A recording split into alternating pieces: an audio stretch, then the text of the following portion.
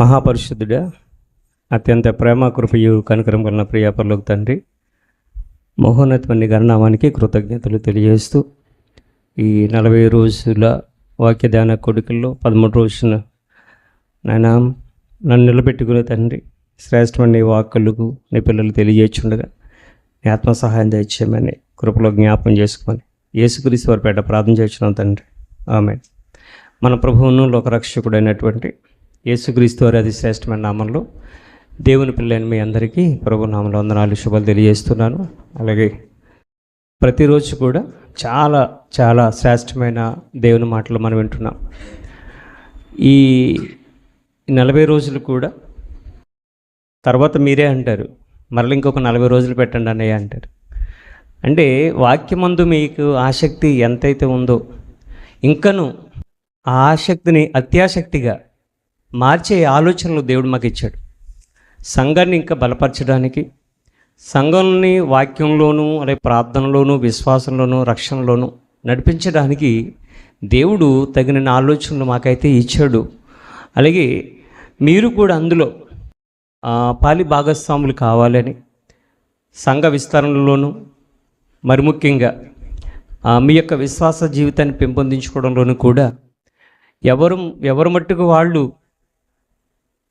దేవునిలో అత్యంత సన్నిహితంగా దేవునికి మరింత దగ్గరగా ఉండాలని కోరుతున్నాను. ఈరోజు మనందరూ కూడా ఆలోచించడానికి మానవ జీవితాన్ని అతలాకుతలం చేసే ఒక గుణాన్ని మీకు పరిచయం చేయాలనుకుంటున్నాను. అదే కోపం. ఈ కోపం అనేది ప్రియమైన వాళ్ళారా, కోపంలో తీసుకునే నిర్ణయాలు కరెక్ట్ అంటారా కాదంటారా? సరైనవా కాదా? సరైనవి కావు. ఎందుకు అని అంటే కోపంలో తీసుకునే ఆలోచనలు అన్నీ కూడా మనకి మైండ్ సెట్ని డైవర్ట్ చేసేస్తాయి. విచక్షణ అనే పదం మనకు తెలుసు. ఏది మంచి ఏది చెడు, ఇది చెయ్యొచ్చా చేయకూడదా, ఇలా చేస్తే ఏంటి, ఇలా చేయకపోతే ఏంటి అని ఆలోచించి ఆ యొక్క మంచి లక్షణాన్ని మైండ్ డైవర్ట్ చేసేస్తుంది అనమాట. ఆ కోపం మైండ్ని డైవర్ట్ చేస్తుంది. ఇకపోతే కోపం వచ్చినప్పుడు నేను చెప్పబోయే అంశం ఏంటంటే, ఒకవేళ కోపం వచ్చినప్పుడు మనం ప్రేమను ఎలా చూపాలి. కోపంతో ఉన్నప్పుడు ప్రేమను చూపు అని టైటిల్ రాసుకోనండి. కోపంతో ప్రేమను చూపు అంటే కోపము మనము కోపపడినా ఎదుటి వాళ్ళు మన మీద ఎవరైనా కోపంతో ఉన్నప్పుడు మనం ఎలాగ ప్రేమను చూపాలి, ఓకేనండి. లేకపోతే మనమే కోపంతో ఉన్నప్పుడు మనం ఎలాగ ప్రేమను చూపాలి, ఎదుటి వాళ్ళు కోపంతో ఉన్నప్పుడు మనం ఎలా ప్రేమను చూపాలి. మరలా రిపీట్ చేస్తున్నాను, మనం కోపంతో ఉన్నప్పుడు ఆ ప్రేమను ఎలా చూపాలి. నెంబర్ 2, ఎదుటి వాళ్ళు కోపంతో ఉన్నప్పుడు మనం ఎలా ప్రేమను చూపాలి. ఈ విషయాన్ని బైబిల్లో కొద్దిమందిని మాత్రమే, నాకున్న సమయంలో కొద్దిమందిని మాత్రమే మీకు పరిచయం చేయాలని ఆశపడుతున్నాను. నిజంగా బైబిల్ అంటే ఎంత గొప్పది అని అంటే, నిజంగా నేను అనుకుంటాను గొప్ప భాగ్యవంతుని అనుకుంటాను, నేను గొప్ప అదృష్టవంతుని అనుకుంటాను. మన లక్కీ ఫీల్ అంటారు కదా, ఒక లక్కీ ఫీల్ అనుకుంటాను. ఎందుకు తెలుసా అండి, నా జీవితంలో నేను బ్రతుకున్నప్పుడు బైబిల్ కలిగి ఉన్నాను. నా జీవితంలో నేను ఉన్నప్పుడు బైబిల్ చదవడానికి దేవుడు కృప చూపించాడు. నిజంగా దేవుడి గురించి ఆలోచించే అటువంటి అవకాశాన్ని నా జీవితంలో నేను బ్రతుకుండగా దేవుడు నాకు ఇచ్చాడు. ఎందుకనంటే మనిషి అనేవాడు ఎలా బ్రతకాలి అని స్పష్టంగా చెప్పేది బైబిల్ మాత్రమే, మరొకటి లేదు. కాబట్టి ఈరోజు ఆ కోపం గురించి, ఆ కోపపడిన వారు ఆ విషయంలో ఎవరు ప్రేమను చూపారు అనే విషయాలు మనము ఒక్కొక్కటిగా మనం ఆలోచించేద్దాం. నిజంగా బైబిల్ గ్రంథంలో రాయబడినటువంటి సంగతులు 1 కాదు 2 కాదండి, ఎన్నో సందర్భాలు రాయబడి ఉన్నాయి. 1 కాదు 2 కాదు, కోపం గురించి ఎన్నో సందర్భాలు రాయబడి ఉన్నాయి. మనందరికీ తెలిసినటువంటి వ్యక్తి, ముందు ఒక ప్రశ్న అడుగుదానుకుని మర్చిపోయాను. బైబిల్లో మీకు తెలిసిన వారు ఎవరైనా కోపపడితే ప్రేమను చూపిన వ్యక్తి ఎవరైనా ఉన్నారా? ఒకళ్ళు చెప్పండి. ఏనా? యోబు గారు. బాబు యోబు అని చెప్పాడు. మీరెవరని చెప్పండి. ఒకళ్ళైనా చెప్పండి, పర్లేదు. ఇప్పుడేమి గిఫ్ట్లు ఉండవు, తర్వాతే. చెప్పండి, ఎవరమ్మా?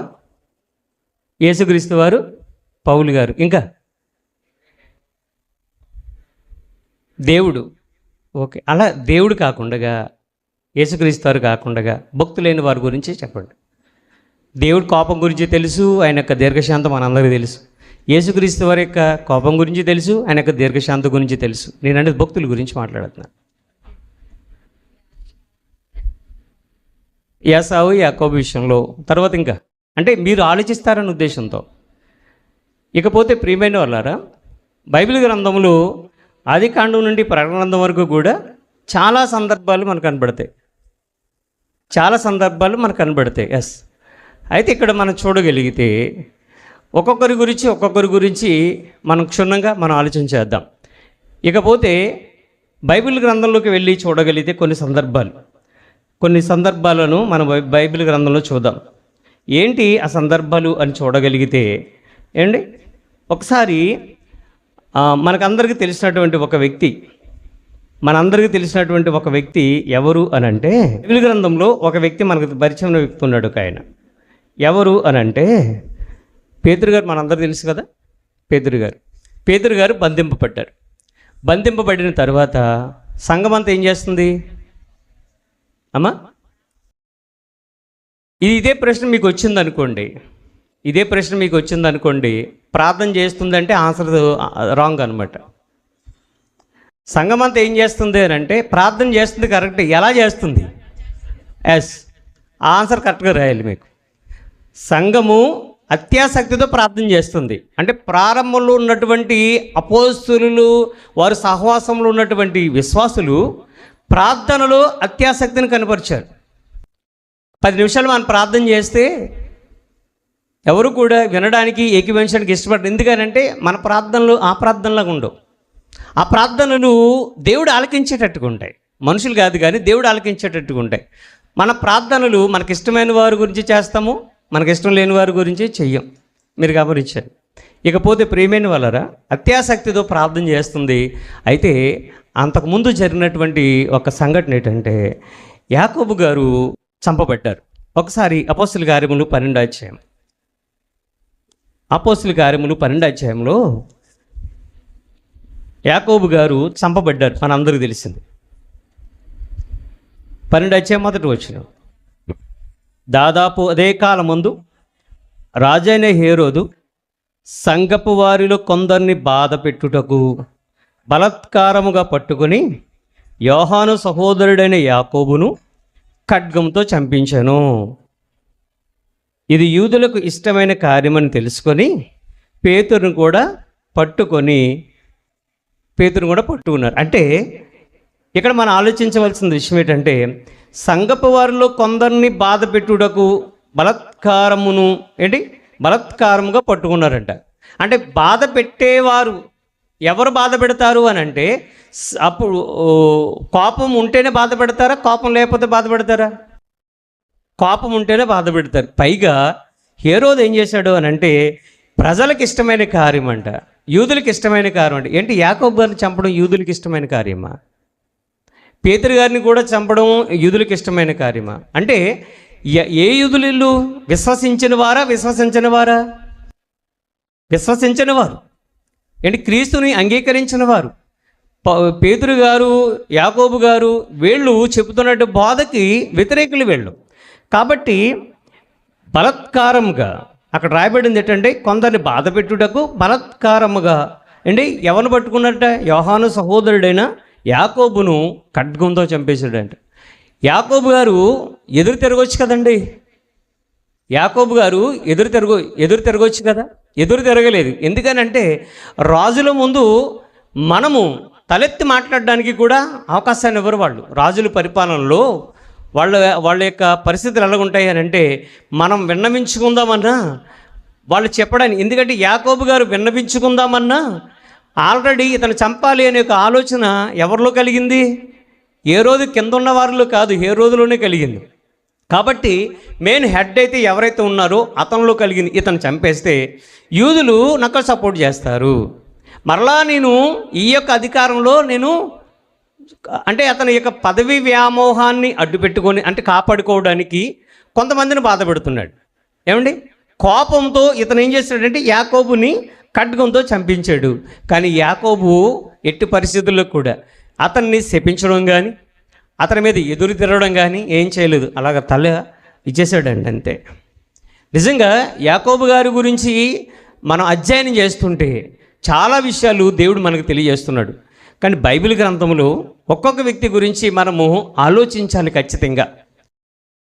పౌలు గారు తన యొక్క 14 పత్రికలో కొంతమంది వ్యక్తులను పరిచయం చేశాడు. తీతు గారని, తిమోతి గారని, ఎపఫ్రోదితు అని, ఇలాగ కొంతమందిని ఒక్కొక్కరిని పరిచయం చేశాడు. మార్కు గారని. వీళ్ళ గురించి ప్రియమైన వాళ్ళరా మనం క్షుణ్ణంగా ఆలోచిస్తే వాళ్ళ నుండి చాలా చాలా విషయాలు మనం నేర్చుకోవచ్చు. ఈ రోజున మనం నేర్చుకోవాల్సిన విషయాలు కోకొల్లలు ఉన్నాయి వారి జీవితాల్లో నుండి. కాబట్టి వారి యొక్క సుగుణాలు, వారి యొక్క దైవ లక్షణాలు, వారిలో ఉన్నటువంటి ఆ యొక్క పరిస్థితులు, దేవుడి కొరకు చేసిన త్యాగాలు, ఇవన్నీ కూడా వారి జీవితాల్లో పుష్కలంగా కనబడుతున్నాయి. నేటి క్రైస్తవ్యానికి అవి మాదిరి. నేటి క్రైస్తవులు, నేటి యొక్క విశ్వాసుల్లో అవి కనబడట్లేదు. కాబట్టి ఇక్కడ మనం చూడగలిగితే యాకోబు గారి మీద అలాగే యూదులకి ఇష్టమని, యూదులు నాకు సపోర్ట్ చేస్తారు, నా అధికారం పోదు, నా పదవి పోదు, నేను రాజుగానే ఇలాగ కొనసాగించవచ్చు అని కోపంతో యాకోబుని పట్టుకున్నాడు. యాకోబుని ఎందుకు బంధించాడు? ఇంకా చాలామంది ఉన్నారు కదండి. కానీ యాకోబుని ఎందుకు బంధించాడు అని మనం ఆలోచన చేస్తే అప్పటికి క్రీస్తుని ప్రకటించొద్దు, యేసు క్రీస్తు, క్రీస్తు యేసు అని పదం ఉపయోగించొద్దు, ఆ నామమును బట్టి మీరు ప్రకటించొద్దు అని పేతురు యాకోబు కూడా వార్నింగ్ ఇచ్చడం జరిగింది. వారిని కొట్టడం కూడా జరిగింది. అపోస్తుల కార్యం 4వ అధ్యాయంలో చూడండి ఒకసారి. అపోస్తుల కార్యములు 4వ అధ్యాయంలో ఈ యొక్క హిస్టరీ అంతా కూడా రాయబడింది. 18వ వచనం చదువు తల్లి, 18 నుంచి. అప్పుడు వారిని పిలిచి, ఎవరిని? పేతురు గారిని, యాకోబు గారిని, యోహాను గారిని, యాకోబు గారి అందరు యోహాను గారిని పిలిచి, మీరు యేసు నామమును బట్టి ఎంత మాత్రమును మాట్లాడకూడదు. ఇది జరుగుతున్నదండి అక్కడ. అసలు యేసుక్రీస్తు వారి యొక్క నామం అనేది, ఆ పేరు అనేది మీరు ఉచ్చరించకూడదు. ఆ నామమును బట్టి కూడా మాట్లాడటమే కాదు, బోధించకూడదంట. అక్కడ అదే రాయబడింది. యేసుక్రీస్తు నామమును బట్టి, అంటే యేసు నామమును బట్టి ఎంత మాత్రమును మాట్లాడకూడదు. నెంబర్ 1. నెంబర్ 2, బోధించకూడదని ఆజ్ఞాపించారటండి. రిక్వెస్ట్గా చెప్పలేదు, వాళ్ళు ఆజ్ఞాపించారు, ఖండితంగా చెప్పారు. వాళ్ళు విన్నారా? వినలేదు. మీ మాట వినడం న్యాయమా, దేవుని మాట వినడం న్యాయమా, మీరే చెప్పండి అన్నాడు. కాబట్టి ప్రియమైన వాళ్ళు, యాకోబు గారు హతమైపోవడానికి కారణం కోపం కనబడుతుంది. ఎవరు కోపం? హేరోదు గారి కోపం కనబడుతుంది. అదే రీతిలో రెండవ వ్యక్తిని, పేతురుని కూడా టార్గెట్ చేశాడు. పేతురుని కూడా చంపాలనుకున్నాడు. కానీ పేతురు ద్వారా చేయవలసిన పని, దేవుడు అనుకున్న పని పూర్తి కాలేదు. కాబట్టి దేవుడు ఏం చేశాడంటే పేతురు గారిని విడిపించాడు. కానీ ప్రియమైన వాళ్ళరా, నేను మన యొక్క CCM గ్రూప్లో రేపు ఒక ఫోటో పెడతాను, పోస్ట్ పెడతాను, చూడండి. అందులో ఏ శిష్యుడు ఎలాగ చంపబడ్డాడు, ఏ శిష్యుడు ఏ విధంగా హతసాక్షి అయ్యాడు అనేది చక్కగా ఫొటోస్తో మొత్తం 12 మంది శిష్యులు ఫోటో ఉంటుంది. అది నేను రేపు పెడతాను, చూడండి. వీళ్ళందరూ మరణాలు కనుక ప్రియమైన వాళ్ళరా, ఒక విధంగా చెప్పాలి అని అంటే కోపాలే ఉన్నాయి. అంటే యేసుక్రీస్తు వారి గురించి వాళ్ళు పూర్తిగా అర్థం లేకపోతే ఇది ధర్మశాస్త్రానికి విరోధంగా వాళ్ళు బోధిస్తున్నారు అని వాళ్ళని ఏ విధంగా అయితేనే హతమార్చారు, ఆ విషయాలు మనకి కనబడుతున్నాయి. కాబట్టి ప్రియమైన వాళ్ళు గమనించండి, యాకోబు గారి యొక్క మరణం వెనుక ఏముంది అని అంటే కోపం ఉంది. ఆ కోపంలో యాకోబు గారు చూపించింది ప్రేమే తప్ప దేవుడి మీద ఉన్నటువంటి ప్రేమను, ఆయన తన యొక్క మరణం అంటే చనిపోవడానికైనా ఇష్టపడ్డాడు తప్ప ఎట్టి పరిస్థితుల్లో ఎదురు తిరగలేదు. తన వారిని అందరిని కూడా తీసుకుని వచ్చి ఇలాగెందుకు చేయడం న్యాయమా, ఇలాగెందుకు చేస్తున్నారు అని ఏం చేయలేదండి. నా కొరకు నా ప్రభువు ప్రాణం పెట్టాడు, నేను చేసేది కూడా ఈ చిన్నదే అని అనుకున్నాడు ఆయన. కాబట్టి యేసు ప్రేమను ఎంత బాగా వాళ్ళు చూపిస్తున్నారు చూడండి. ఇలాగా ఒక్కొక్క వ్యక్తిని మనం ఆలోచిస్తుంటే చాలా విషయాలు మనకు తెలుస్తున్నాయి. పాత నిబంధన గ్రంథంలో నయమాన్ ఒక వ్యక్తి ఉంటాడు, మనందరికీ తెలుసు. అతను సిరియా దేశానికి సైన్యాధిపతి. ఇతడు కుష్ఠరోగం వస్తుంది. అతనికి తన ఇంటిలో అంటే ఒక పనిపిల్ల ఉంటుంది. ఆ అమ్మాయి ఇశ్రాయేల్ దేశం నుంచే ఆ బానిసగా కొనుక్కోబడుతుంది. అయితే ప్రియమైన వాళ్ళరా, తనకున్నటువంటి కుష్ఠరోగం పోగొట్టుకోవడానికి ఆ చిన్నదాని యొక్క మాట విని మళ్ళీ ఇశ్రాయేల్ దేశానికి వస్తాడు. అంతకుముందే యుద్ధం చేస్తాడు, విజయాన్ని పొందుకుంటాడు, మరలా వస్తాడు. మరలా వచ్చిన తర్వాత రాజు దగ్గరికి వచ్చిన తర్వాత నేనేమన్నా దేవుణ్ణా నేను తన కుష్ఠరోగం పోగొట్టడానికి అని అంటే, ఆ కాలంలో ఉన్నటువంటి ఎలీషా ప్రవక్త గారు అతన్ని నా దగ్గర పంపించు అని కబురు పెడతాడు. వచ్చాడు. వచ్చిన తర్వాత ఏం జరిగిందనంటే, వచ్చిన తర్వాత శిష్యుతో కబురు పెడతాడు, వెళ్ళి యొర్దాను నదిలో 7 సార్లు మునిగి రమ్మను అని. అతను వెంటనే కోపం వచ్చేద్దండి అతనికి, వెంటనే కోపం. అంత ఇంత కాదు ప్రియమైన వాళ్ళు, చాలా కోపం వచ్చేస్తుంది. కోపం వచ్చేసి ఏమంటాడు, మా దేశంలో నదులు లేవా, మా దేశంలో నదులు లేవా, అక్కడే మొలగమనొచ్చు కదా, ఇక్కడ మొలగమంటాడేంటి అని ఆయన ఎంత కోపడుతున్నాడు, ఆయన ఏమని మాట్లాడుతున్నాడు మనందరికీ తెలిసిన సందర్భమైన ఈ యొక్క విషయంలో ఒకసారి మనం జ్ఞాపం చేసుకుందాం. ఏంటి, రాజుల మొదటి గ్రంథం 5వ అధ్యాయం. రాజుల మొదటి గ్రంథం 5వ అధ్యాయంలోనే ఈ యొక్క విషయం రాయబడి, అంటే మొదటి నుంచి కూడా అతని గురించి రాయబడి ఉంది. మొదటి నుంచి కూడా ఆయన గురించి రాయబడి ఉన్నప్పటికీ కూడా అతను మాట్లాడుతున్నటువంటి సందర్భం మనం చూడగలిగితే,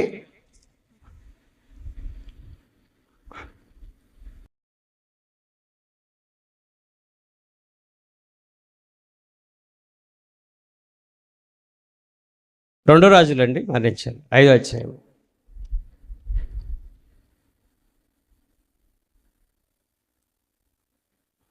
రిఫరెన్స్ చెప్తాను చూడు, 11 వచ్చిన చదువుదాం. అందుకు నయమాను కోపము తెచ్చుకొని తిరిగిపోయి ఇట్లని, అతడు నా యొద్దకు వచ్చి నిలిచి తన దేవుడైన యెహోవా నామమును బట్టి తన చెయ్యి రోగం ఉన్న స్థలము మీద ఆడించి కుష్ఠరోగమును మాన్పునని నేను అనుకున్నాను. అతను ఏమనుకుంటూ వచ్చాడు, నేను ప్రవక్త దగ్గరికి వెళతాను, ప్రవక్త వచ్చి నాకు ఇక్కడ కుష్ఠరోగం ఉంది కాబట్టి ఆ కుష్ఠరోగం మీద చెయ్యి ఇలా పెట్టి ఇలాగ ఆడించి నన్ను బాగు చేసేస్తాడు అనుకున్నాడు ఆయన అనుకున్నది. కానీ అలా జరగలేదు. అలా ఇతను సైన్యాధిపతి అంటే ఒక పెద్ద వ్యక్తి మన దగ్గరికి వచ్చాడు అనుకోండి, లేకపోతే మీరు ఒక పెద్ద వ్యక్తి, మీరు ఒక వ్యక్తి కలవడానికి వెళ్తే అతను ఇంట్లో ఉండి కూడా రావట్లేదు అనుకోండి, మీకు ఎలా ఉండే చెప్పండి, మీకు కోపం వస్తుంది రాదా? ఇంట్లో ఉండి కూడా చాలా కోపం వస్తుంది కదా. ఇంట్లోనే ఉన్నాడు ప్రవక్త గారు, రాలేదు బయటికి. అయినా సరే ఏం జరిగిందని అంటే, వెళ్ళమన్నాడు.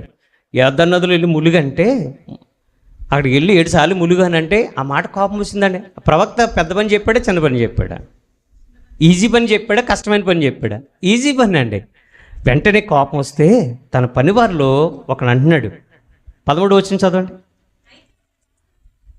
అయితే అతని దాసుల్లో ఒకడు వచ్చి, నాయనా ప్రవక్త ఏదైనా ఒక గొప్ప కార్యం చేయమని నియమించిన ఎడల నువ్వు చేస్తావా చేయవా అంటే చేస్తానంటాడు. తర్వాత అయితే స్నానం చేసి శుద్ధుడు కమ్మని మాట దానికంటే మేలే కదా అని చెప్పాడటండి. వెంటనే ఆలోచించాడని, అవును కదా, ఇంత దూరం వచ్చాను నేను, నా అవసరాన్ని బట్టి ఇంత దూరం వచ్చాను, వేలాది కిలోమీటర్లు దాటుకొని వచ్చాను. వచ్చిన తర్వాత ఆయన ఒక పని చెప్తే చేయడండి, చేస్తాడే చేయడా? చేస్తాడు ఖచ్చితంగా. మీరు ఏదన్నా ప్రభుత్వ కార్యాలయానికి వెళ్ళినప్పుడు అక్కడ ఒక ఆధార్ కార్డు, కోటా జిరాక్స్ ఏదోటి జిరాక్స్ తీసుకురని అక్కడ అధికారులు చెప్పారనుకోండి, మనము సైలెంట్గా వెళ్ళి తెచ్చుకుంటామా? మీరు వెళ్ళి తెచ్చుకోండి అంటామా అని చెప్పండి, చెప్పట్లేదు ఎవరు. మనం తెచ్చుకునే బాధ్యత ఎవరి మీద ఉంది? మనం కోప్పడిపోతామండి. అధికారుల మీద కోప్పడితే మన పనులు అవుతాయా? అవో కదా. కాబట్టి ప్రియమైన వాళ్ళారా, వెళ్ళాడు, శుద్ధుడయ్యాడు. వచ్చిన తర్వాత ఎంత గొప్పగా అంటే కోపంలో ఏమనేసాడు తెలుసా అండి? కోపంలో నన్ను ప్రవక్త వచ్చి ఇలా చేస్తాడు అలా చేస్తాడు అనుకున్నాను. ఆ యొక్క నా దేశంలో ఇంకా శ్రేష్టమైన నదులు లేవా, ఎన్నెన్ని మాట అంటే కోపంతో చూడండి నైమాన్ ఎలా మాట్లాడాడు. కోపం ఉన్నప్పుడు కోపంతో ఉన్న వ్యక్తి ఎలా మాట్లాడతాడు అని అంటే ఇష్టసరంగా మాట్లాడతారు. వెనక ముందు ఆలోచించరండి. ఆ ఊరుకో అన్నా ఊరుకోరు. కానీ ప్రియమైన వాళ్ళ కోపంతో అలా మాట్లాడుతుండే ఒక మంచి సలహా ఇచ్చాడు తన దాసుడు. నాయనా అన్నాడు. నాయనా అనే పదం మనకు కనబడుతుంది చూసారా, నాయనా అన్నాడు. అంటే అతను ఎంత మృదువుగా, ఎంత ప్రేమతో తన యొక్క యజమానుడికి ఎంత చక్కగా అతను మాట్లాడుతున్నాడు చూడండి. అంటే అంత దూరం నుంచి మనం వచ్చాం కదా, మనకు కోపపడడం వల్ల ఉపయోగం లేదు. మనం వచ్చాము, ఆయన ఏ పని అయితే చెప్పాడు ఆ పని నువ్వు చేస్తే నువ్వు బాగుపడతావు, చక్కటి పద్ధతులను ఇచ్చాడు. దీన్ని సమయోచితమైన మాట అని కూడా చెప్పచ్చు. కాబట్టి ప్రియమైన వల్ల ఇలాగా ఒక్కొక్క వ్యక్తిని మనం ఆలోచించేద్దాం. మరలా ఇంకొక మాట మనం చూడగలిగితే మన యేసేపు గారి గురించి మనకు తెలుసు. మీరు అనుకోవచ్చండి, ఏంటి ఇవన్నీ మాకు తెలిసే కదా, ఇవన్నీ మాకు తెలుసు కదా, మరలా మీరు జ్ఞాపం చేస్తున్నారు ఏంటి అని అనుకోవచ్చు మీరులో. దేవుడు ఒక్కొక్కసారి తెలిసిన సందర్భాల్లో నుండి మనకు తెలియని విషయాలు దేవుడు తెలియజేస్తాడు.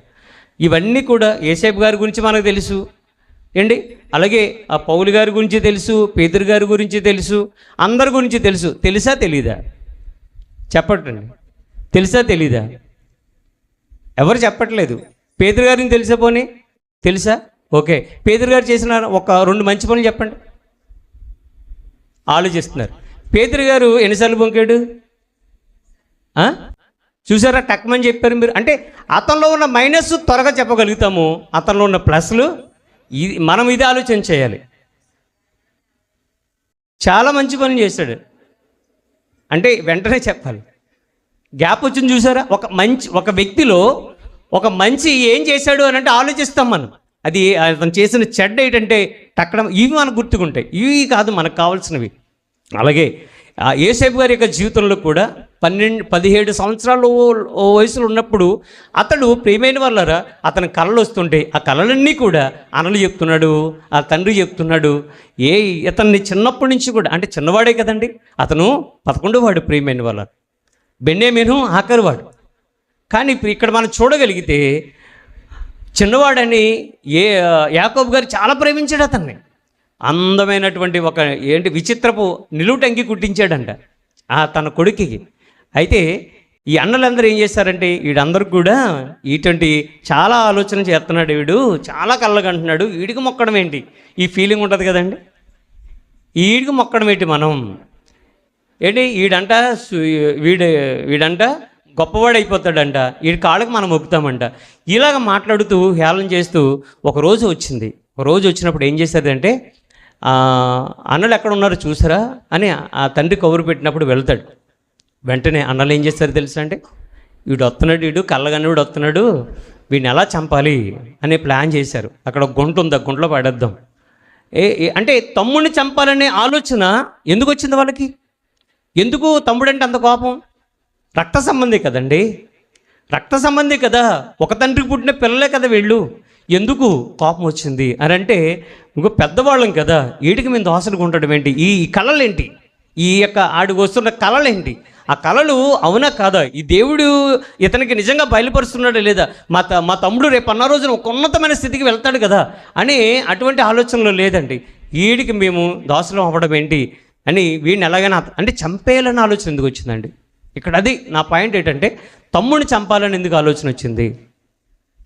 తమ్ముడు చంపేస్తారండి? అతను కళ చెప్పాడు అనుకోండి, చంపేయాలని ఆలోచన రావడం ఎంతవరకు కరెక్ట్? మీరు ఒకసారి ఆలోచించండి. ఎంతవరకు కరెక్టు? కానీ తమ్ముడిని ఐగుప్తులకి అమ్మేశారు, తర్వాత ఇష్మాయిల్కి అమ్మేస్తే తర్వాత పొతిఫర్ ఇంటికి వెళ్ళాడు. అంటే ఇద్దరు అంటే అన్నయ్యలు ఇష్మాయిల్కి అమ్మేస్తే ఇష్మాయిల్ ఐగుప్తులకి అమ్మేశారు. ఐగుప్తు దేశం తీసుకెళ్ళి అక్కడ పొతిఫర్కి అమ్మేశారు. అక్కడ నమ్మకంగా ఉన్నాడు.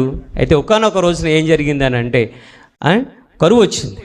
కరువు వచ్చిన పరిస్థితుల్లో ప్రేమైన వాళ్ళరా అన్నలందరూ కూడా అతని దగ్గరికి వెళ్ళిన సందర్భం మనందరికీ తెలుసు. తమ్ముడిని అంటే యేసేపుని అన్నలు గుర్తుపట్టలేదు, కానీ యేసేపు వాళ్ళు గుర్తుపెట్టిన తర్వాత తన తమ్ముడి మీద వాళ్ళ అన్నల మీద కోపడుతున్నాడా లేదా అనే సందర్భం చూడగలిగి తన హాని చేశారు, అపకారం చేశారు అన్నలందరూ కూడా కలిపి. కోపంతో ప్రియమైన వాళ్ళరా తన అన్నలందరినీ కూడా అన్నలందరూ కూడా ఏకంగా తన హతమార్చడానికి ప్లాన్ చేస్తే అతడు బానిసగా ఐగుప్తు దేశానికి కొనుక్కోబడితే ఒకానొక రోజు వచ్చినప్పుడు అతనికి అవకాశం వచ్చింది. అధికారం ఉంది. ఫరో అంతటి తరువాత ఆ స్థానాన్ని అతను పొందుకున్నాడు. దేవుడు ఆ స్థాయిలోకి తీసుకుని వెళ్ళాడు. ఎవరక్కడంటే పిలిస్తే 100 మంది వస్తారు. అతను అంతమంది బలగం ఉంది. వీళ్ళని తీసుకెళ్ళి వెళ్ళి కారాగారంలో వేసేయండి, ఉరిశిక్ష చేసేయండి అంటే వెనక ముందు ఆలోచించరు. అంటే పరిస్థితిలో అంత స్థాయిలో అటువంటి అధికారంలో ఉన్నటువంటి యోసేపు అన్నలు వచ్చిన తర్వాత అన్నలు గుర్తుపెట్టిన తర్వాత తన తమ్ముడిని చూసి ఏ విధంగా అతడు రియాక్ట్ అవుతుండో ఒకసారి మనం చూడగలిగితే ఆదికాండము 45వ అధ్యాయము 43వ అధ్యాయము 30వ వచనం చదువుతాం. ఆదికాండము 43వ అధ్యాయం 30వ వచనం. అప్పుడు తన తమ్ముని మీద యోసేపు గట అంట ఏమొచ్చిందట? ప్రేమ పొల్లుకుని వచ్చిందట అండి తమ్ముడిని చూసి. అంటే అన్నల మీద కూడా వచ్చిందా లేదా? అన్నల మీద కూడా అన్నలు ప్రేమించాడా లేదా? కోపం లేదండి. మరి యోసేపు గారికి చేసినటువంటి వాళ్ళు అంటే అపకారం అంత ఇంత కాదు కదండి. నిజంగా చెప్పాలంటే యోసేపు గారికి చేసినటువంటి అపకారం అంత ఇంత కాదు, చాలా అపకారం చేశారండి. నిజంగా ఎవరిలో కూడా అంత కనబడదేమో. యోసేపు గారు పడిన కష్టాలు ఆ కాలంలో అంత ముందు కానీ ఆ తర్వాత కానీ ఉండరేమో. కానీ ఒకసారి మనం చూడగలిగితే ఏంటి, తన తమ్ముడి మీద యోసేపు అంటే బెన్యామీను మీద ప్రేమ పొల్లుకుని వచ్చిందటండి. ఏడ్చేశాడండి.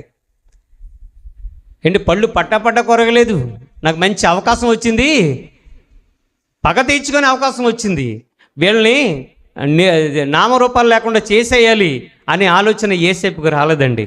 అన్నలు ప్రేమించాడు. ప్రేమించి ఏమని మాట్లాడుతున్నాడు తెలుసా? తన అన్నలు కూడా ప్రేమించి ఏమని మాట్లాడుతున్నాడు అని అంటే ఏమని మాట్లాడుతున్నాడు ఒకసారి మీరు చూడండి.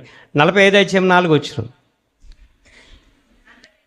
అంతటి యోసేపు నా దగ్గరికి రండని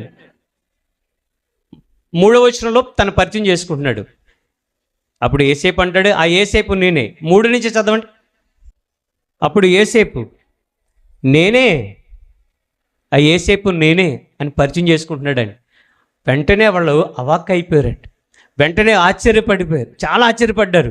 కానీ ఏం మాట్లాడాలో వాళ్ళకి అర్థం కాలేదు. వెంటనే మా తమ్ముడికి మేము చాలా ఘోరమైన అన్యాయం చేశాం కదా, ఇప్పుడు మా పరిస్థితి ఏంటి అని అనుకుంటున్నారు వాళ్ళు. అయితే వెంటనే ఏమని మాట్లాడుతున్నారు తెలుసా? 4వ వచనం చదవండి. అంతటి యోసేపు నా దగ్గరికి రండని తన సహోదరులతో చెప్పినప్పుడు వారు అతని దగ్గరికి వచ్చారు. అప్పుడు అతడు ఐగుప్తునకు వెళ్ళినట్లు మీరు అమ్మవేసిన మీ సహోదరుడైన యోసేపు నేనే. ఏంటి, మీ ఆ యోసేపుని నేనే అని చెప్తున్నాడు. తర్వాత ఇంకా మనం చూడగలిగితే 5వ వచనం కూడా చదవండి. ఎందుకు వచ్చాను తెలుసా? నేను ఎందుకు వచ్చాను తెలుసా? అది మీరు అమ్మేయడం అనేది అది మీ చిత్తం కాదు, అది దేవుని చిత్తమే అని చెప్తూ ఒక మంచి మాట మాట్లాడుతుంటాడు. అయినను నేను ఇక్కడికి వచ్చినట్లు మీరు నన్ను అమ్మివేసినందుకు దుఃఖపడుకుడి, అది మీకు సంతాపం పుట్టింపనీయకుడి, ప్రాణరక్షణ కొరకు దేవుడు మీకు ముందుగా నన్ను పంపించాడు అంటాడు. మీరు నన్ను అమ్మివేసినందుకు ఇప్పుడే పగ తీర్చుకుంటాను అంటున్నాడు ఆయన. మీరు అమ్మివేసినందుకు బాధపడకండి అంటున్నాడు. ఎవరు మాట్లాడతారండి ఈ మాటలు? మీరు నన్ను అమ్మేశారు కదా అన్నీళ్ళు, బాధపడకండి అన్నీళ్ళు అంటున్నాడు. అసలు సంతాపపడకండి అంటున్నాడు ఆయన. అంటే అన్యాయము అయిపోయిన వ్యక్తి మాట్లాడుతున్న మాటలు. మీకు ఎవరైనా అన్యాయం చేశారనుకోండి, జీవితకాలం వాళ్ళని క్షమించను అంటారు. మనం ఏమంటాం? జీవితంలో ఎప్పుడు కూడా మేము క్షమించమంటారు. మీరు గమనించాలి. కానీ మనం క్షమించకపోతే మీరు గమనించాలి, మనం కానీ మన సహోదరులు కానీ ఎవరిని కూడా మనం క్షమించకపోతే దేవుడు మనల్ని క్షమించడు అని యేసుక్రీస్తు వారు చెప్పారు. ముందు మీరు క్షమించండి, అప్పుడు మీరు క్షమించబడతారు. మనం క్షమిస్తేనే దేవుడు మనల్ని క్షమిస్తాడట. మనము మన సహోదరులను క్షమించకుండా మనల్ని క్షమించు ప్రభు అంటే అది ప్రార్థన దేవుడు స్వీకరించడు. నిజంగా యోసేపు గారు చింతించకండి, బాధపడకండి అని ఈ మాటలు ఎందుకు అంటున్నాడు ఆయన? వాళ్ళ కోపంతో చంపాలనుకున్నారు. రూబేన్ అడ్డుపడ్డాడు. ఎలాగైతేనే ఇస్మాయిల్కి అమ్మేశారు, బానిసగా వెళ్ళిపోయాడు. బానిస బ్రతుకండి. యోసేపు ఒక అధికార స్థితిలో ఉన్నాడు. అంతకుముందు ఏంటి, బానిసే కదా. కానీ ప్రియ సహోదరులు ఇక్కడ మనం గమనించవలసిన విషయం ఏంటంటే కోపంతో ఉండి కూడా కోపాన్ని మానుకున్నాడు అండి ఆయన. తన అన్నలను క్షమించే మనసు ప్రియమైన వాళ్ళరా. నిజంగా క్షమించే మనసు ఎవరికి ఉంటుందండి? కోపం లేని వాళ్ళకి ఉంటుంది నిజంగా. కానీ మనమందరం కూడా దేవుని పిల్లలం, యేసుక్రీస్తు వారిని రక్షకునిగా అంగీకరించాం మనం. మరి నిజంగా మనము యేసుక్రీస్తుని రక్షకునిగా అంగీకరిస్తే, నిజంగా యేసుక్రీస్తు వారిని నువ్వు రక్షకుడిగా నువ్వు నిజమైతే, అది నిజంగా సత్యమైతే, ప్రభువు ఎలాగైతే మనల్ని క్షమించాడో అలాగే మనం కూడా మన సహోదరులను ఏం చేయాలి? యేసుక్రీస్తు వారు క్షమించాడు కదా, ప్రేమను బట్టా లేకపోతే వేరే కారణాన్ని బట్టా? మన కొరకు ప్రాణం పెట్టాడు కదా, అందులో ప్రేమ ఉందా లేదా? ఆయన మనల్ని ఎలాగ ప్రేమించాడో మనం కూడా మన సహోదరులను ప్రేమించాలి. ప్రియమైన వాళ్ళరా, క్షమించే మనసు మనలో ఉండాలి. కాబట్టి ఒకసారి మీరు ఆలోచించండి. దేవుడు ఇంకా చాలా శాస్త్రమైన విషయాలు మనకు మాట్లాడుతున్నాడు. యేసుక్రీస్తు వారిని కలిగి ఉన్నందుకు, యేసుక్రీస్తు వారిని ప్రకటిస్తున్నందుకు ఒక స్టెఫను అద్భుతమైనటువంటి రియల్ మోడల్ అండి. నిజంగా ఎంత అద్భుతమైనటువంటి యవనస్తుడు తెలుసా? యవనస్తుడికి ఉడికి రక్తం ఉంటాడు, ఆలోచనలు స్పీడ్గా ఉంటాయి, ఎవరి మాట వినడు, తన ఆలోచనలోనే ముందుకు కొనసాగుతాడు యవనస్తుల విషయంలో. కానీ ప్రియమైన వాళ్ళు కొంతకాలం వచ్చిన తర్వాత మా నాన్న చెప్పింది, మా అమ్మ చెప్పింది నిజమే కదా అని కొంతకాలానికి గుర్తుకొస్తాయి. వాళ్ళకి మంచి చెప్పినా ఏంటో తెలుసు, ఏటమ్మా ఎప్పుడు ఎలా మాట్లాడుతావు అంటే వాళ్ళు ఏదో సాధిస్తున్నామో అని అనుకుంటారు. వాళ్ళ మైండ్ సెట్ ఎలా ఉంటుంది? మా అమ్మ నన్ను సాధిస్తుంది, మా నాన్న నన్ను సాధిస్తున్నాడు అని, అంటే వాళ్ళకి మంచి చెప్తున్నాము, వాళ్ళు బాగుపడడానికి మంచి విషయాలు చెప్తున్నామని ఆలోచన వాళ్ళకి కలగట్లేదు. ఎందుకంటే వాళ్ళ సహనాన్ని ఎందుకు కోల్పోతున్నారు? సహనం కోల్పోతే ప్రియమైన వాళ్ళరా నీలో ప్రేమ తగ్గిపోతుందని అర్థం. కానీ క్రీస్తులో ఉన్నటువంటి ఆ యొక్క అవలక్షణాలన్నీ కూడా, ఆ యొక్క మంచి లక్షణాలన్నీ కూడా మనలో ఖచ్చితంగా మనము ఈ లోకాన్ని చూపించవలసిన వారమై ఉన్నాం. ఒకసారి స్టెఫను గారి జీవితంలో చూడండి. స్టెఫను గారు ప్రియమైన వాళ్ళరా ఎంత అద్భుతంగా వాడబడ్డాడైనా. ఈ రోజున ఇటువంటి స్టెఫను లాంటి యవనస్తులు ఈ రోజున ప్రతి సంఘంలోనూ ఉండాలి. స్టెఫను కూడా చంపబడుతున్నప్పుడు ఆయన ఏ విధంగా మాట్లాడుతున్నాడో ఒకసారి మనం చూడగలిగితే, అబ్రహాము నుండి ప్రియమైన వాళ్ళరా యేసుక్రీస్తు వారి వరకు ఎంత స్పష్టంగా, ఎంత ప్రతి మాట కూడా, ప్రతి పదం కూడా పరిశుద్ధాత్మ ప్రేరణతో ఎంత చక్కగా మాట్లాడాడండి. జ్ఞానం కలిగిన వారు కూడా అతను ముందర తల వంచారు. ప్రియమైన వాళ్ళరు మహాజ్ఞానం కలిగినటువంటి గ్రీసు దేశస్థులు కానివ్వండి, ఎవరైతే మహాజ్ఞానవంతులుగా పేరు ప్రఖ్యాతులు పొందారో వాళ్ళందరూ కూడా స్టెఫను గారు వాళ్ళకి ప్రశ్నలు వేస్తుంటే ఎంతటి చక్కగా పత్తుతరం ఇచ్చేవాడు. ఒకవేళ స్టెఫను గారు ప్రశ్నలు వేస్తుంటే వాళ్ళు దానికి సమాధానాలు వెతకలేక ఎక్కడున్నాయి ఇటువంటి మాటలు మేము ఎప్పుడు వినలేదే అని ఆశ్చర్యపోయారటండి. కానీ ప్రియమైన వాళ్ళరా ఏం జరిగింది అనే మాట చూడగలిగితే 54 వచనం, అపొస్తలుల కార్యములు 7వ అధ్యాయము 54వ వచనం. ఈ యొక్క స్టెఫను గారు చెప్తున్న మాటలు విని వారు మాటలు విని కోపముతో మండిపడి అతన్ని చూసి పండ్లు కొనుక్కురి. ఏమన్నా తప్పు మాట్లాడా? ఎవరన్నా కామెంట్ చేశాడా? ఎవరి భార్యనైనా, ఎవరి కుమార్తెలనైనా ఆనరని మాట్లాడినాడా? అతడు దేవుడి గురించి ఎంత బాగా చెప్పాడండి. కోపంతో మండిపడి అతను చూసి పళ్ళు కొరికారటండి. పళ్ళు కొరికి అంతేకాదండి, 57 వచనం చూడండి. 57 వచనం. అప్పుడు వారు పెద్ద కేకలు వేసి చెవులు మోసుకొని ఏకంగా అతని మీద పడ్డారటండి. అలా కోపంతో చేస్తున్న పని, కోపముతో వాళ్ళు ఏం చేస్తున్నారు తెలుసా? పళ్ళు కొరికారంట, మండిపడ్డారంట, కేకలు వేసి చెవులు మూసుకొని ఏకంగా అతన్ని చంపడానికి వెళ్ళారండి. ఇది వాళ్ళు ఏమనుకుంటున్నారంటే ధర్మశాస్త్రానికి విరోధంగా ఇతను మాట్లాడుతున్నాడు, ఇతనికి దేవునికి వ్యతిరేకంగా ఇతను మాట్లాడుతున్నాడు. ఇందాక మీకు జ్ఞాపం చేశాను కదా, పేతురు యోహాను గారికి ఏమని చెప్పారండి? మీరు యేసు అనే నామాన్ని ప్రకటించకూడదు.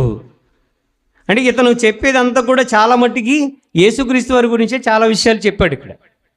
ఆ మాట చెప్పినందుకండి మరి ముఖ్యంగా వాళ్ళు మండిపడ్డారండి. కోపముతో మండిపడి రాళ్ళుతో రువ్వి చంపేశారు.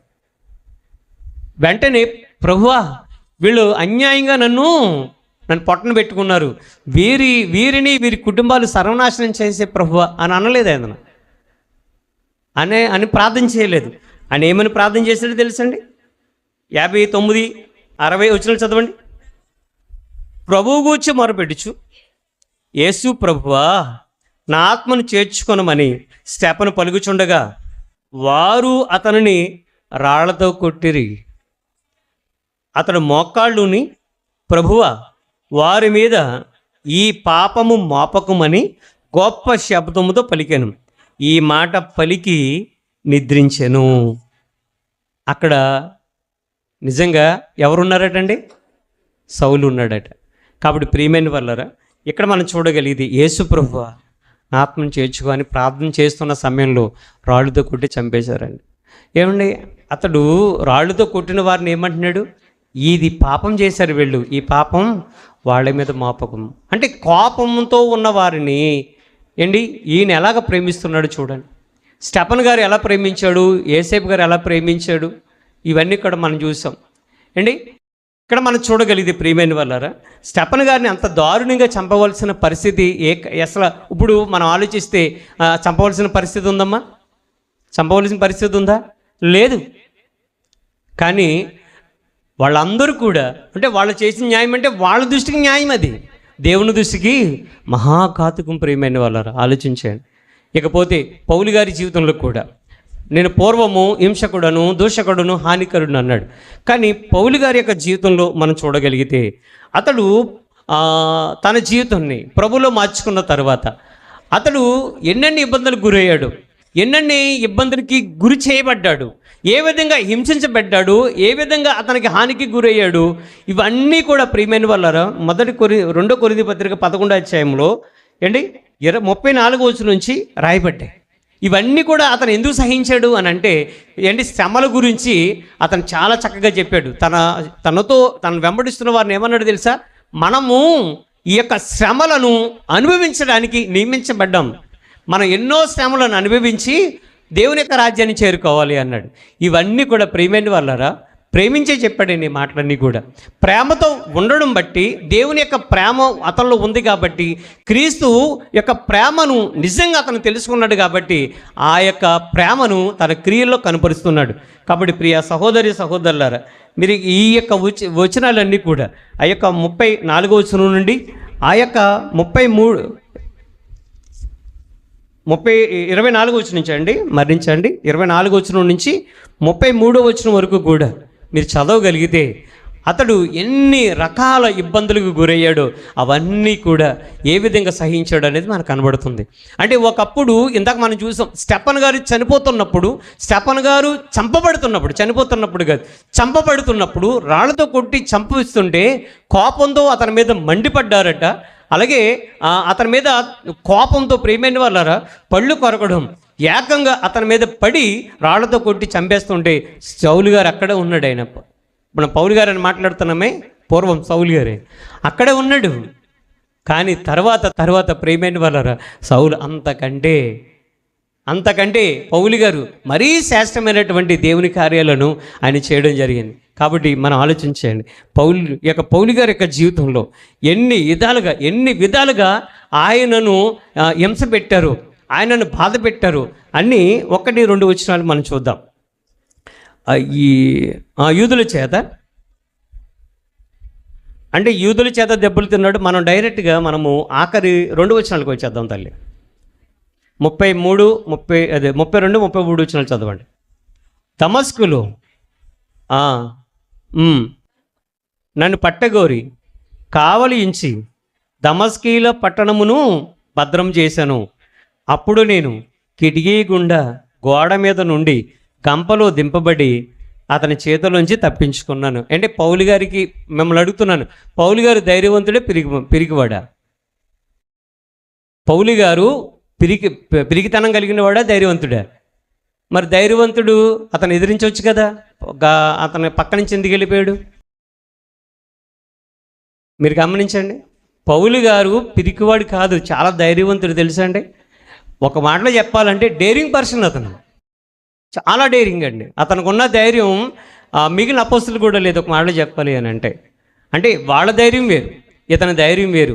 అంటే ఎంత ధైర్యం అంటే ప్రియమైన వాళ్ళరా, బ్రతికితే దేవుని కొరకు బతుకుతాను, సస్తే దేవుని కొరకు సస్తాను, ఇప్పుడు ఏంటి ఇలాగనమాట. అతడు ప్రియమైన అగ్గుపరిచినటువంటి జ్ఞానం ధైర్యంతో చేసింది. దేవుడి గురించి ప్రియమైన వాళ్ళారా యేసుక్రీస్తు వారి గురించి ధైర్యంగా చెప్తున్నాడు. ఎక్కడైనా సరే అపాయం వస్తే మౌనంగా పక్కకి వెళ్ళిపోతున్నాడు. మీరు చూసారా? యేసుక్రీస్తు వారి గురించి ధైర్యంగా బోధించాడా లేదా? దేవుడు మనకి పిరికితనము గల ఆత్మనీయలేదు. ఇంద్రియ దేవుడు మనకు తిమోతి పత్రికలో ఉంటుంది, దేవుడు మనకి ఇంద్రియ నిగ్రహము గల ఆత్మనిచ్చాడు తప్ప దేవుడు పిరికితనం మనకి ఇవ్వలేదు అంటాడు. ఈ మాట చెప్పిన వాడికి భయం ఉంటుందా చెప్పండి? మనందరికీ తెలిసినటువంటి ఒక మాట చెప్పాలంటే ఈ లోకం ఈ యొక్క తరంలో మహానుభావుడు ప్రవీణ్ పగడాలన్నయ్య, అతన్ని ఎంత భయంకరమైన రీతిలో తాగుబోతని ఒక ముద్ర వేసింది మన గవర్నమెంట్. నిజంగా అతను తాగుబోతు కాడని. ఏమండి, మద్యపానం గురించి అద్భుతంగా మాట్లాడాడు. నన్ను అడిగితే ఈ తరంలో ఉన్నటువంటి సేవకులందరికంటే అతను మహాద్భుతంగా మద్యపానం గురించి మాట్లాడాడు. అటువంటి వాడు తాగుతాడా? కాబట్టి ఇక్కడ అంటే సందర్భం వచ్చింది చెప్తున్నాను. ఇక్కడ మనం చూడగలిగితే దేవుడి గురించి ధైర్యంగా మాట్లాడే వ్యక్తి ఎందుకు సైలెంట్గా వెళ్ళిపోతున్నాడు అని అంటే, వాళ్ళని ప్రేమించి ప్రియమైన వాళ్ళని ప్రేమించి ప్రేమ కలిగి సత్యం చెప్పొచ్చు క్రీస్తు వలే అన్ని విషయాలు మనం ఎదుగుదాం అన్నాడు. ఏంటి కష్టం, ఇది ఎవరన్నా కొడితే కొట్టించుకున్నాడండి. ఇదివరకు కొట్టే అవకాశం రాకుండానే ఈనెలు కొట్టేసేవాడు ఆయన. ఏంటి దూషించే అవకాశం అంటే ఇదివరకు ఇప్పుడైతే దూషించబడుతున్నాడు. తన ఎదుటివాడు ఎవరైనా అసలు పౌలు గారు వస్తేనే ప్రతి ఒక్కరికి గడగడలాడిపోయారండి. అపోస్తులు కూడా భయపడ్డారు తెలుసా? అపోస్తులు కూడా పేతురు గారు, యోహాను గారు, రాజులకి సైతం భయపడినటువంటి వీళ్ళు పౌలు గారు అని అంటే గడగడలాడిపోయారండి. అటువంటిది ప్రియమైన వాళ్ళ బర్నబా గారు ధైర్యం చేసి అతనికి పరిచయం చేశాడు. కాబట్టి ఇక్కడ మనం చూడగలిగితే ఇలాగా చెప్పుకుంటూ పోతే బైబిల్లో ఆది కాండం నుండి ప్రకటన గ్రంథం వరకు కూడా ఒక్కొక్కరి యొక్క జీవితాల్లో మనం నేర్చుకోవాల్సింది చాలా ఉంది, చేయవలసింది చాలా ఉంది. మనం ఇంకా -0లోనే ఉన్నాం, -0లో ఉన్నాం. నేను ఉదాహరణకి నేనున్నానండి, నేను ఎన్నో కార్యక్రమాలు చేయొచ్చు, అవి నా భక్తి జీవితాన్ని సంపూర్తి చేయలేవు. ఏమండి, లేకపోతే ఎన్నో అవార్డులు రావచ్చు, నా భక్తి జీవితాన్ని సంపూర్తి చేయలేవు. అది వేరు, ఇది వేరు. భక్తి జీవితం ప్రియమైన వాళ్ళరా దేవుడికి ఇష్టమైనదిగా ఉండాలి. మనం ఎన్ని కార్యక్రమాలు చేసినా నేనేమనుకుంటానంటే -0లోనే, కనీసం 1+ కూడా కాదు. అంటే మనం దయచేసి ఇంకా ఎక్కువగా దేవుని యొక్క ఉన్నతమైన స్థితిలోకి వెళ్ళాలని కోరుతున్నాను. ఆఖరిగా యేసుక్రీస్తు వారి గురించి కూడా మీకు పరిచయం చేయాలి. మహానుభావుడు, ఆయన గురించి కూడా మీకు ఖచ్చితంగా మనం తెలుసుకోవాలి. ఆయన ఏం కష్టాలు పడ్డాడండి? ఆయన ఏం కష్టాలు పడ్డాడు అని అంటే, ఆయన ఎన్ని కష్టాలు పడ్డాడో మనకు తెలియాలి కదండి. అసలు యేసుక్రీస్తు వారు సిలువేసినప్పుడు, లేకపోతే ఆయన సిలువ మరణానికి ముందు జరుగుతున్నప్పుడు ఆయనకి ఏ అవమానాలు జరిగినాయో 1-2 చెప్పండి. యేసుక్రీస్తు వారిని సిలువ వేయడానికి ముందు కొరడలతో కొట్టారు, ఉమ్మ వేశారు, ముళ్ళ కిరీటం పెట్టారు. చెప్పండి. ఓకే, చెప్పండి అమ్మా. వేశారు కదా. ఇప్పుడు వాక్యంలో కొన్ని చూద్దాం. మార్కు సువార్త 14:65 మార్కు సువార్త 14:65 64, 65 చదవండి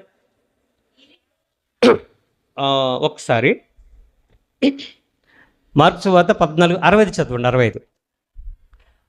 కొందరు ఆయన మీద ఉమ్మవేసి ఆయన ముఖమునకు ముసుగు వేసి ఆయనను గుద్దుచు ప్రవచింపుమని, ఇలాగ ఇది ఇంత దారుణంగా ఎవరికన్నా జరుగుతుందండి?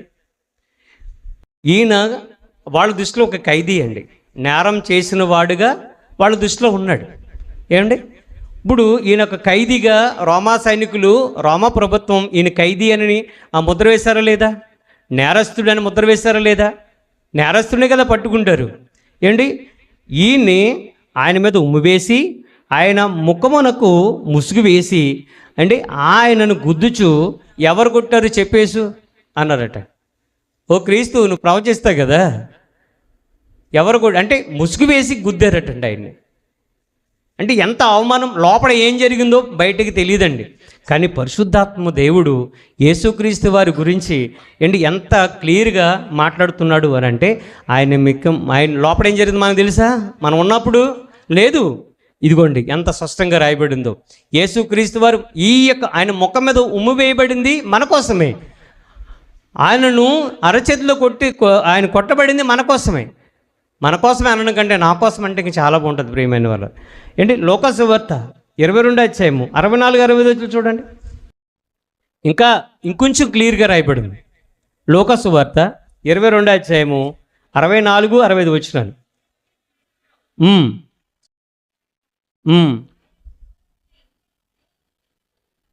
అనేకమైన దూషణ వచ్చిన అంటే ఎంత దారుణంగా ఆయన దూషించారని మనకు కనబడుతుందండి. కాబట్టి ప్రియ సహోదరి సహోదరులారా, మనం ఇంకా ఆలోచన చేయగలిగితే యేసుక్రీస్తు వారి యొక్క సందర్భాలు, ఆయన గురించినటువంటి సందర్భాలు ఇక్కడ చాలా రాయబడి ఉన్నాయి. 64 చదువు తల్లి. 64. నిన్ను కొట్టినవాడెవడు ప్రవచింపమని ఆయన్ని అడుగుతున్నారట. ఆయనకు విరోధముగా ఇంకా అనేకమైన దూషణలు. అంటే ఎంత దారుణంగా ఆయన బదులు చెప్తున్నాడండి. బదులు మాట్లాడుతున్నాడా? లేదు. అంటే ఆయన ముఖం మీద ఉమ్మి వేసినా ఆయన బదులు మాట్లాడట్లేదు. రుమాలతో ముఖం కప్పి వెనకాలతో అరిచేతులతో కొట్టినా గుద్దుతున్నా మాట్లాడట్లేదు. ఆయన సైలెంట్గానే ఉన్నాడు. కాబట్టి ప్రియ సహోదరి సహోదరులారా, 1 కాదు 2 కాదండి, ఇలాగ చెప్పుకుంటూ పోతే ఆయనను ఎంత దారుణంగా ఆయన హింసించారో, బాధ పెట్టారో మనకు అందరికి అర్థమవుతుంది. ఆఖరిగా ప్రియ సహోదరి సహోదరులారా, ఇన్ని చేస్తున్నా ఆఖరికి సిలువు తనతో పాటు 2 దొంగలు సిలువ వేయబడ్డారు. 2 కూడా ఆయన దూషించారు. ఆఖరిగా వినండి, 2 కూడా దూషించారు. ఆయన బదులు చెప్పలేదు. ఆఖరిగా ఒకే ఒక మాట అంటున్నాడు, తండ్రి వీరేం చేస్తున్నారు అంటే, మొఖం మీద గుద్దిన తర్వాత, ఉమ్ము వేసిన తర్వాత, పిడికిలతో గుద్దిన తర్వాత, అరిచేత్తో కొట్టిన తర్వాత, నేను ఎవడ కొట్టాడు చెప్పు, మరొక చోట క్రీస్తు నేను ఎవడ కొట్టాడు చెప్పు అని అన్నాడట. అన్నా సరే, సిలువలో దొంగలు కూడా హింసించినా సరే, బాధ పెట్టినా సరే, అందరూ కూడా ఆయన హేళనడుతున్న, ఇతను ఏలే వస్తాడేమో, నిన్ను అనేక మంది నువ్వు కాపాడావు కదా, నిన్ను కాపాడుకోలేవని హేళన చేశారట చాలామంది కూడా. ఇన్ని చేసినా సరే ఆయన మాట్లాడలేదండి. ఎందుకు తెలుసా? ప్రేమించాడు కాబట్టి, ప్రేమను చూపిస్తున్నాడండి ఆయన. కాబట్టి ప్రియ సహోదరి సహోదరులారా, తండ్రి వీరేం చేయించున్నారో వీరు ఎరుగరు కనుక వీరిని క్షమించు అన్నాడటండి మహానుభావుడు నిజంగా. కాబట్టి ప్రియ సహోదరి సహోదరులారా, ఆఖరికి నాకు బాగా హార్ట్ టచ్ చేసినటువంటి వచనం మీకు చూపించి నేను ప్రార్థన చేస్తాను. మత్తయి సువార్త 27 అధ్యాయము 49 వచనం. మత్తయి సువార్త 27 అధ్యాయము 49 వచనం. తగ్గిన వారు ఓరకుండుడి, ఏలియా అతను రక్షింపవచ్చునేమో సూతమనిరి. యేసు మరలా బిక్కరగా కేకవేసి ప్రాణం విడిచినట్టండి. 2గా చిరిగాను, భూమి వణికెను. కాబట్టి ఇక్కడ మనం చూడగలిగితే, ఆ వచనంలో రాయబడిన మాట మనం చూడగలిగితే, మరొక వచనం మీకు చూపిస్తాను. ఏంటంటే, ఈటుతో ఒక వ్యక్తి పొడుస్తాడండి. పొడిచిన తర్వాత జరిగిన పరిణామం మనం చూడగలిగితే,